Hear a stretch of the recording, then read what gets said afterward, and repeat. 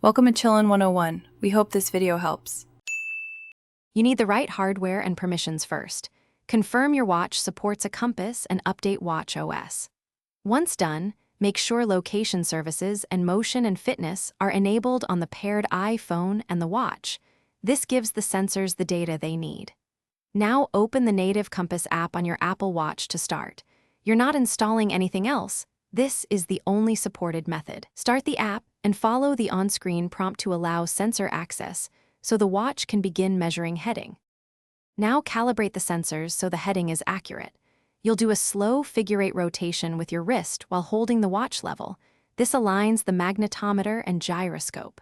Make sure the watch and nearby iPhone are clear of metal, magnets, or charging cables that can skew readings. Once the watch indicates calibration complete, give it a few seconds to stabilize and watch the heading settle.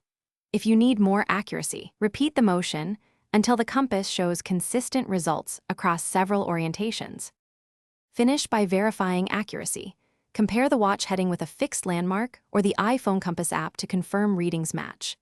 Once satisfied, add a compass complication to your favorite watch face for one-tap checks and easy recalibration. If headings are off, restart the watch, confirm software updates, then recalibrate with the figure-8 motion. Make sure environmental interference is eliminated. Only unpair and repair the watch if nothing else works, because that resets paired settings and can resolve persistent sensor. Thanks for watching. Consider subscribing if we helped you.